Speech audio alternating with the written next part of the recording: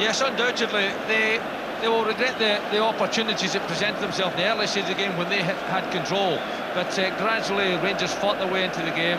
Unfortunately, a mistake by Brian Irvine gave them the opening goal. But certainly the second goal was a magnificent piece of footballing ability. A lovely little deft pass from Ian Durrant. But the timing of the run and the pace and the power that Hateley showed, it gave every cause to know why Hateley's a big thorn in their flesh. Well, the first half, without any shortage of incident, has been tremendous entertainment, and still these Rangers supporters, savouring the moment to the full. They seem to believe now that the treble is something of a certainty. I've no doubt in the Aberdeen dressing room, Willie Miller will be doing all he can to change all that, but for the moment it's jubilation for these Rangers supporters, and they look to be very much in the driving seat in this 10th Scottish Cup final. At half-time, it's Rangers 2, Aberdeen 0. With that, back to Dougie Donnelly. Yes, thanks, Jock. All the half-time songs and celebrations among the Rangers fans. Obviously, Ali McCoist nearly broke his other leg leaping in the air when the second goal went in. You have to feel a little bit for Aberdeen, because the first 20 minutes they dominated, Ali, didn't they? Yeah. I'd be lying if I said otherwise. I was a bit worried the opening 15-20 minutes. I felt Aberdeen were a more composed team at the start, played some good football. A little bit unlucky in the first, I think it was the first 2 minutes when Brian Grant hit the post. Sure. But I felt when we get the goal, which was slightly against the run of play, we've taken control then. And from then on in, there's only been one team. And the second goal was a magnificent goal. It was. Any prospect of the Aberdeen heads going down, Eric? Because that was a real stunner, the second goal, wasn't it? It certainly was, especially coming just before half-time. As Ali said, I thought Aberdeen started really well. They looked very composed. They created about 3 or 4 chances, good chances, before Rangers scored. But since Rangers scored, they've gone to pieces, really. Let's take a look at that early shot that the boys were talking about from Brian Grant, or early header, in fact, which at this stage might well have given. It was a shot, of course, not a header, and that obviously could have made all the difference, couldn't it, Eric? Yeah, great hit, really early actually. I think it was only after about the first minute or two, was it? That's right, only a minute gone, yeah. A minute gone, and if that one goes in, then it's all changed, isn't it? But, he met it really well. He hit it perfectly, and I don't think he'll probably argue with me, but I don't think Andy was saving it had it been in target. No, I don't think he was there. I don't think he was getting there. And yet at the other end, Mark Hateley was already beginning to make an impression, and he very nearly set up Ian Durrant for a goal, didn't he? He did, but the wee man for me has been an outstanding player in the first half, because he's playing in that zone, Dougie, but it's very difficult to mark. Aberdeen don't know where the defence to pick him up, or their midfield to drop back and pick up. This is a lovely ball from Stuart McCall. Mark's just peeled away what he does at the back stick there, knocks a great header across, and the wee man had my head on there, I think. Eric, any thoughts on that one? Could Ian Durrant maybe have been expected to do better with that? I don't know, there was a lot of pressure. There was 2 Aberdeen defenders coming in. I mean, the ball was kind of waiting up there, for him. Very difficult, very difficult. It was a great move though. I mean, Stuart McCall, Mark does that very well. He just peels to the back post, and he's very difficult to mark. Stuart played a lovely ball and knew where to find him. That's right, Hateley created the space for himself, didn't he? But Aberdeen were always threatening at this stage in the game, in fact, and I mean, Duncan Shearer was causing a lot of problems at this stage, Eric, wasn't he? Yeah, he had a few chances. There was one particularly that I don't know what they're going to show here, but you see the ball is played wide to the full-back. We all expected Duncan Shearer to hit it, actually. It's a good header across. I must admit, I was a little bit worried when Aberdeen got that free kick, because I thought Shearer was going to hit it, because he's got the patch of short last week, actually. He done the very same thing up at Dingwall and put one straight into the stanchion. But John Brown, once again, a rock in the centre of that Rangers defence, isn't he? He's soaking up everything Aberdeen have thrown at him. He's immense, Bomber. I'd certainly rather have him on my side than play against him, put it that way, Dougie. He just epitomises all that's good about the modern footballer. That's right. Duncan Shearer showed some lovely skill, in fact. This particular little taking it the cross and the volley and sending it out wide in the right was a lovely piece of football. Yeah. I think it's coming here, it was magic. I mean, Duncan, superb. Yeah, he perhaps doesn't get the credit he deserves. I think everybody just looks on him as an out-and-out goal scorer. But he showed some lovely touches here. This is the one that just gets stuck on his feet. I think he's. This is a separate incident, in fact. Just can't get away from underneath his feet there, and he's standing on it. That was a real bonus for us, actually, because if he crossed the first time, I think it was Booth was in, yeah. He was just in too early, actually, at the end of the day. Couldn't get across quick enough. That's right. But at this stage they were getting the Rangers defence turning and definitely causing problems. And I thought getting a lot of space down the flanks, particularly down that right-hand side, Ali. Yeah, I felt a little bit, I was a wee bit worried, a little bit concerned that we weren't closing them down quick enough, and they were free getting the crosses in freely without any challenges on them. But as I say, since we scored the first goal, we seem to have put paid to that problem for the time being. Let's take a look at the goal then, which broke the deadlock. Came almost exactly halfway through the first half, and obviously an element of luck about it. Let's just see exactly how the ball ends up in the back of the net here. Stuart McCall involved again. Yeah. I think it's a bad first touch actually by Murray. I'll not be too happy with his first touch there, and it's amazing actually, because first of all, Big Brian, unfortunately for Big Brian, he made the mistake here where he miscues completely. And Neil doesn't take a good first touch at all, and then gets the lucky break. But it actually comes off his back foot, I think, doesn't it? I mean, it has to go down surely as an own goal, Eric. I would have thought. Come on, Eric, stick up. Stick up for the strikers. I've got to go for the strikers again. Yeah, I'll give it to Neil Murray. I mean, I would be going. Maybe too happy not to be awarded that one myself. I was never winning that argument with two strikers sitting beside me, but I don't know if the shot was hitting the target, was it? I don't know. He was certainly hitting the right side of the area. The fact that it was going across the goal as well, which is always dangerous. Which was the right thing to do. Yeah. And I think it came off Big Brian, unfortunately, and went into the net. I mean, I wasn't saying that at the time, I must admit, but it was against the run of play. But ever since that goal in, Dougie, we've played some good stuff. That's right. With, as I say, the problem area had been for Aberdeen, the Durant zone, just behind Big Mark and in front of the midfield. I don't think they know what to do quite with him. Yeah, it's working well for Rangers because Hateley's on his own up front, and they're not quite sure whether to go and follow Durant or whether the midfield pick him up. He's getting great support from Durant. I mean, the timing he runs are tremendous when the ball's played up there. To find that when the balls are coming from either fullback, if you watch Durant, he waits to the last minute and it just explodes onto the scene somewhere round about Big Hateley. Yeah. And even if it's not Hateley that wins the ball, Dougie, that's not really an important thing. If it comes off Big Alec, a bad header from Big Alec or Brian's as good as a good header. Pieces, that's right. Well, let's take a look at the second goal. In fact, created just as Ali says through that little incursion by Ian Durant. And if there was an element of luck about the first one, this was a beautifully made goal.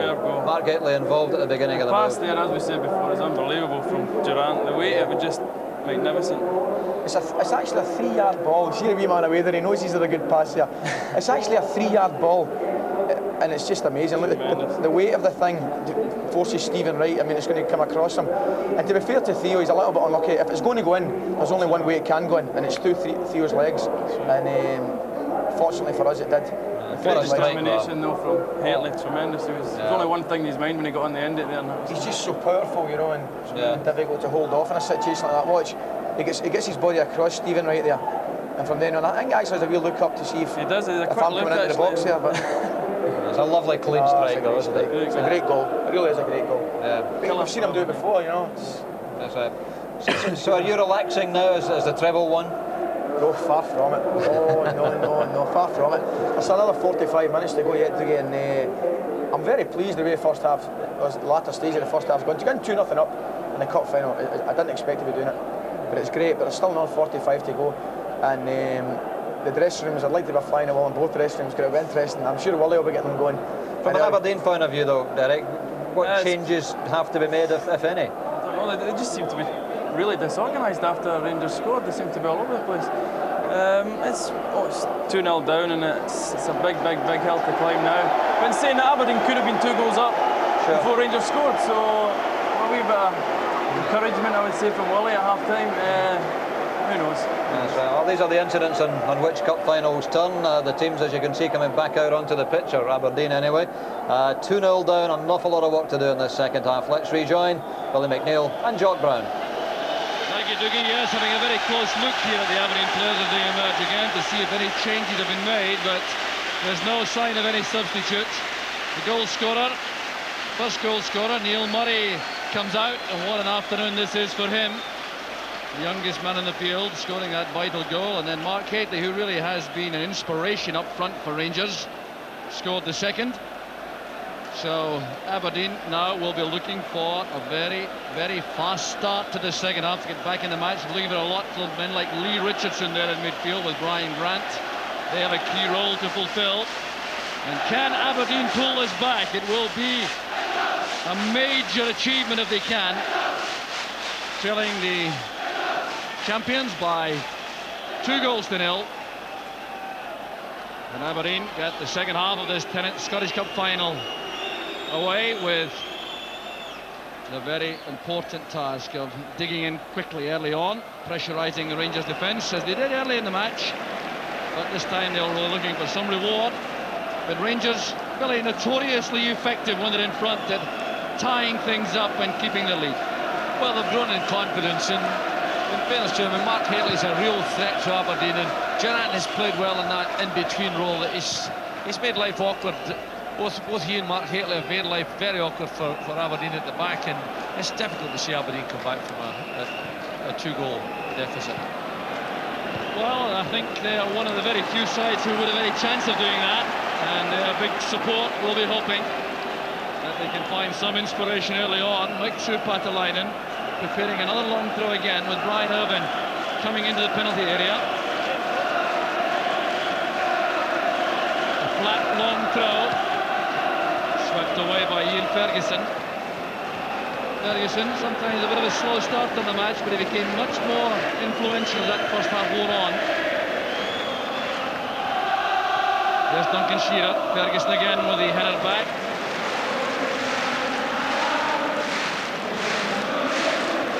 We're looking for any tactical alterations, and there have been a couple made by Aberdeen. They've pushed Mixu Patalainen through the middle now in attack beside Duncan Shearer. Scott Booth has withdrawn to a wide left midfield position, and I wonder how long it may be before we see Ian Jess produced from the substitutes bench.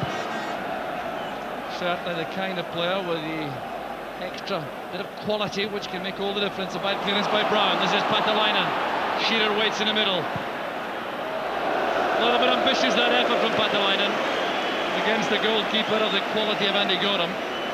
But Patalainen's had such success with 20 goals this season for Aberdeen, and had the chance here to come inside. He had Booth square, he had Shearer in the middle.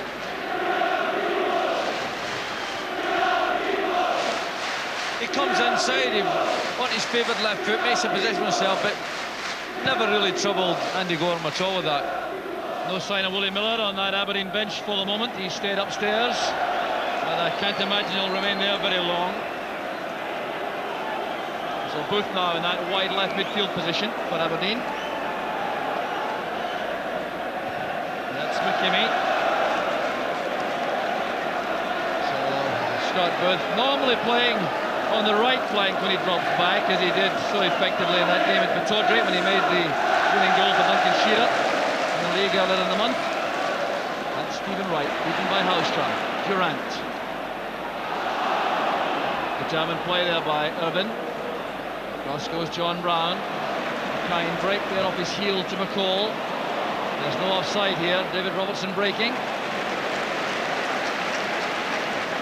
Well, at the moment it looks as though Aberdeen are able to get their foot in the ball in the middle of the field and play these telling passes forward to the front men. And that's because of the snapping attentions of men like Ferguson and McCall in that area. There's Brian Irvin. Patalainen. Grant playing it wide. An awkward one for McPherson, who he judged it well.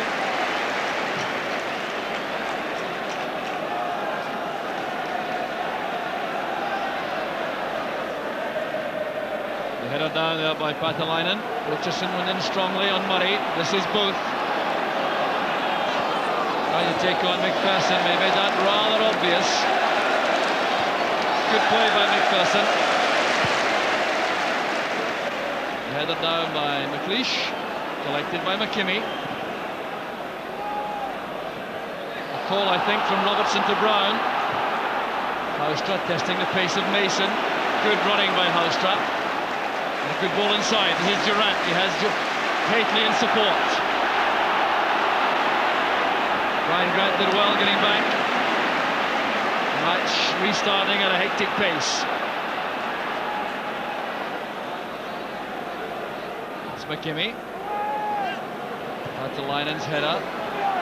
No one supporting from midfield. That's another problem for Aberdeen at the moment, getting men into the box from midfield. Richardson and McKimmie having something of a debate in the middle of the field. Goff's header.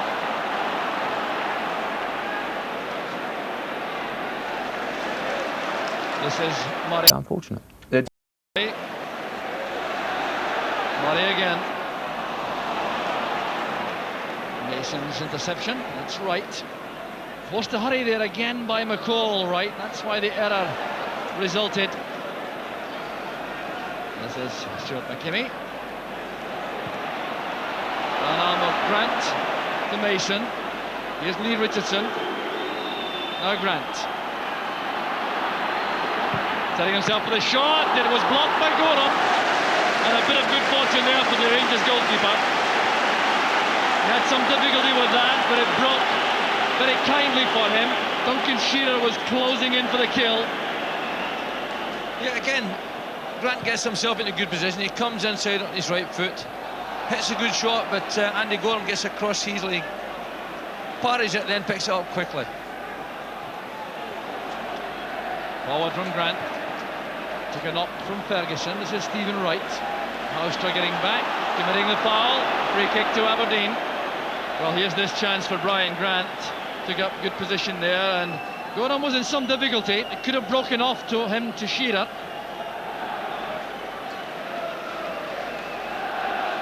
So the free kick taken by Stephen Wright. That's Patalainen. Lashed away by Robertson. Rangers have no doubt at half-time were thinking in terms of holding what they have for 15 minutes or so. Here's Hateley now on the chase. The ball bouncing too high there for him on the run. And allowed the police to get back. That's right. And Patalainen coming short, looking for the pass, trying to stay onside.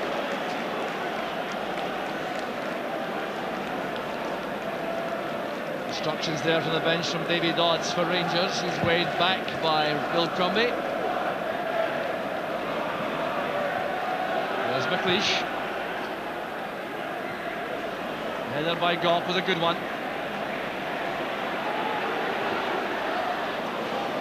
Richardson there trying to control on the instep a very badly spinning ball. Very difficult task.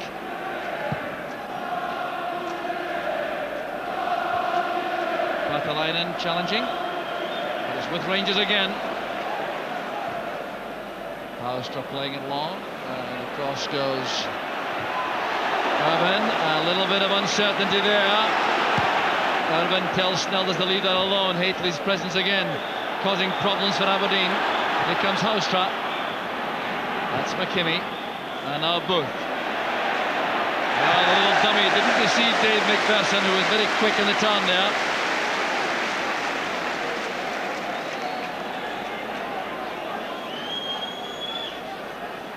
McKimmie. Goff again doing well in the air. Brian Grant. Here's Mason. He has Wright going on the outside. Grant inside. That's good play from Aberdeen. Stephen Wright's cross charged down well by Ferguson. This is Houstra on the counter-attack. Careless one though, straight to Richardson. Now it's Rangers' turn to break from defence with Neil Murray and McCall.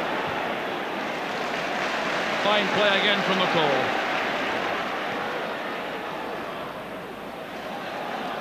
Durant tackled by Shearer. Throw goes to Rangers. Well, Durant certainly has caused lots of problems for the Aberdeen defence with his elusive running, his positional play.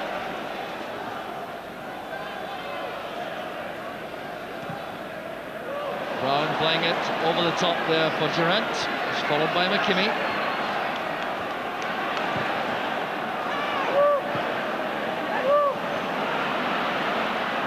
Hateley well tackled by Mason. Fine play by Paul Mason. Now fouled by McCall. Mark Hateley thought he was fouled first. He's complaining to the referee.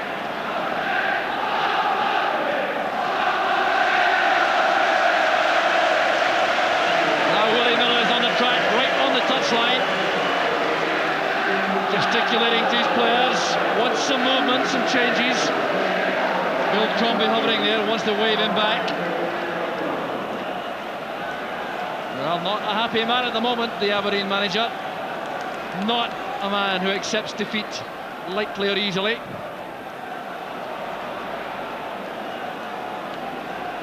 Forced forward by Wright. That's Shearer. This is Brian Grant. McKimmie makes himself available from the left.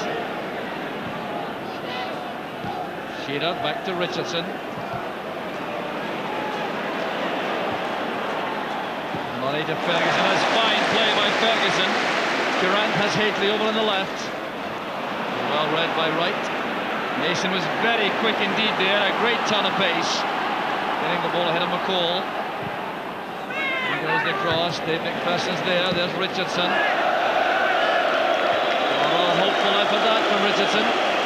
Had time to control that. And look for a good pass into the box.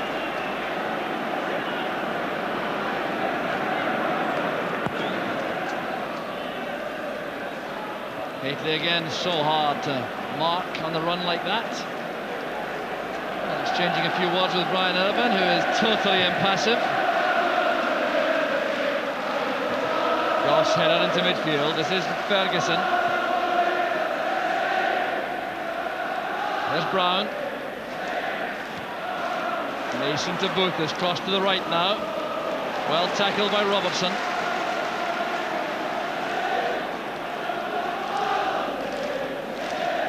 Both McLeish and Irvine this time going forward. Aberdeen have to live dangerously now. Here's Mixu Patalainen with his long throw. Hateley was back defending. And defending just as effectively as he's been attacking. Well, this is where Rangers have been successful. They have dug in at the back. They had an uneasy start to the game. Aberdeen put a lot of pressure on them. But they've dug in there and they're now making life very difficult for Aberdeen to get any opportunities for a striking goal. There's McKimmie. Patalainen's return pass. Good running by McKimmie. Tackled well by Goff. Rangers so confident now. They're playing football calmly from defence. In goes Irvine. Hateley felt that. Richardson's header doesn't reach McLeish first time. There's Richard Goff. Hateley still lying in the centre circle, injured. And I think that maybe trying to play it out. McLeish does so. Very sporting fashion. So Hateley will be allowed some treatment. It was a very hefty tackle he had from Brian Irvine. A fair one though. There was no free kick as Irvine went into that challenge on the Rangers centre forward. But Hateley certainly looks to be in some discomfort. Meanwhile, Paul Mason's going to cross to Willie Miller for some instructions. So an earnest discussion going on there. Tactical alterations being contemplated. Mason listening. Miller delivering the instructions.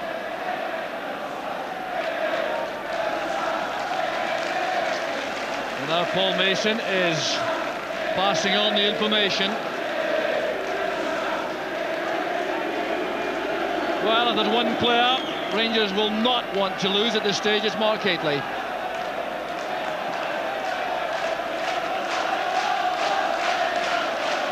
That would be a blow to Rangers because he's had a superb match. He's been a threat any time they're in possession. He's a threat in the air, he's a threat on the deck. And he's linked up well with Durant. I think he and Durant have been a great success as a striking partnership. So the substitutes there, Stephen Presley and Gary McSwigan, but they can take a seat again because Hateley is determined to continue. McPherson returns the ball to Aberdeen in sporting fashion after McLeish turning it out of play. There's Patalainen. Here's Shearer with Booth on the overhead effort. Well, what a try by Scott Booth. The ball never quite settled in a good position for the Aberdeen strikers there. Booth trying to make something out of that.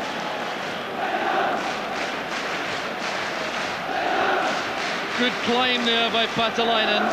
You see the ball bouncing awkwardly, and Booth had that brief chance.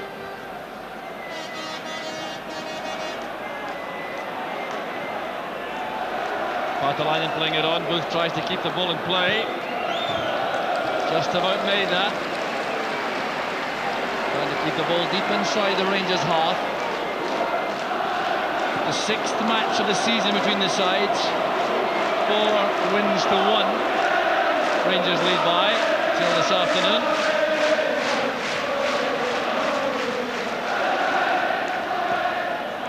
Turn away by Murray.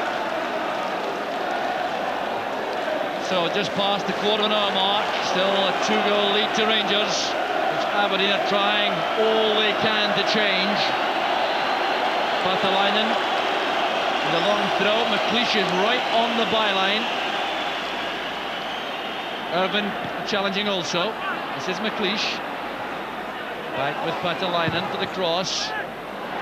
Irvin going up. There's Mason. And now Stephen Wright. Playing it early towards McLeish. The back killer from Ferguson was effective enough. As both Rangers subs warming up seriously now. And Ian Jess also has been ready to leave the bench. A great punch out by Gorham. Superb goalkeeping. And now in the counter-attack, Haitley has possession for Rangers. Here's McCall. Durant is inside. Fine play by McKinney. But Bandy Gorham pulled off a tremendous clearance there with that punch under severe pressure. So Ian Jess now out there warming up. I think he'll be involved before long. Gary Smith also is preparing for action. Gorham's clearance.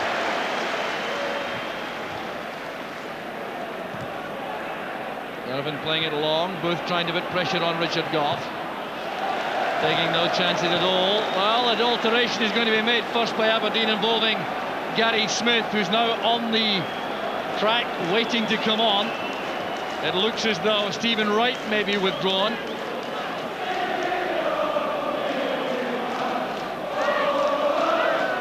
The throw by Paatelainen, straight into the danger area, headed away firmly by McPherson. Wright's pass finds Paatelainen.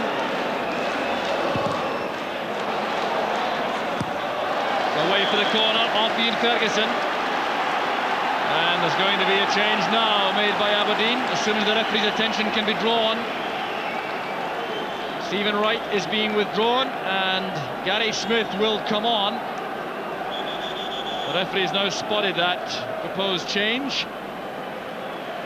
So there's the unlucky man in terms of selection, Gary Smith. Stephen Wright is withdrawn and Gary Smith comes on. 22-year-old. See what position he plays in. It may well be he will go into a sweeper role as Aberdeen push men forward. We'll see about that in a second, but here's Durant for the meantime, breaking for Rangers. Losing out to Mason. Fine play by Mason. This is Booth. McPherson gets there first. Aberdeen building up some pressure now. If they could cash in at this point, we could be in for a dramatic climax to the match.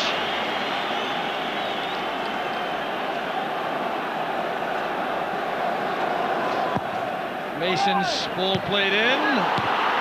And Rangers living very dangerously inside their own box there. This is McLeish. And now Richardson. Both with a turn. Just a little bit of a hurry there with the final shot, but he certainly had a little bit of an opportunity there to turn on the ball. But you'll see here how dangerous this was for the Rangers defence. Never convincingly clear. It came off John Brown, then swept away by Gough. I think it's typical of the way Aberdeen have played. They've put so much into the game, they've created some chances, but in and around that